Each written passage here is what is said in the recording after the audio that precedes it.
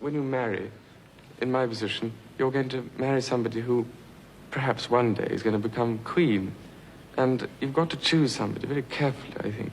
Growing up, every little girl dreams of a fairy tale wedding.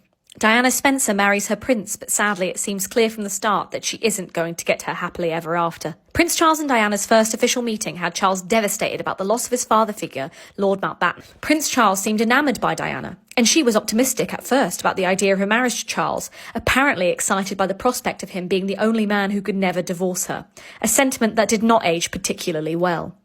Just 13 meetings in person prior to Charles proposing, he blew hot and then cold, calling every day for a week and then not phoning for 3 weeks. Diana had no idea where she stood. After months of back and forth, he finally popped the question in February 1981. And I suppose in love. Of course. Whatever in love means. Yes. But it didn't take long for everything to begin going sideways.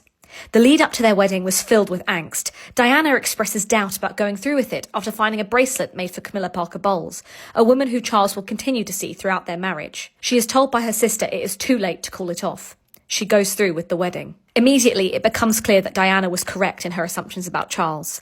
Diana is so depressed and lonely during their marriage, she throws herself down a flight of stairs at Sandringham.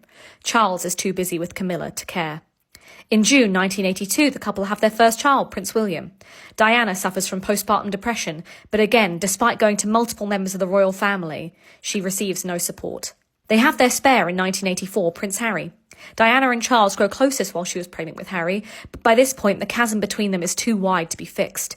Royal duties have now been met. Diana and Charles drift apart. The couple are plagued with rumours of marital trouble and separation. Sadly, there will be no fixing their relationship. It has all the ingredients of a Greek tragedy.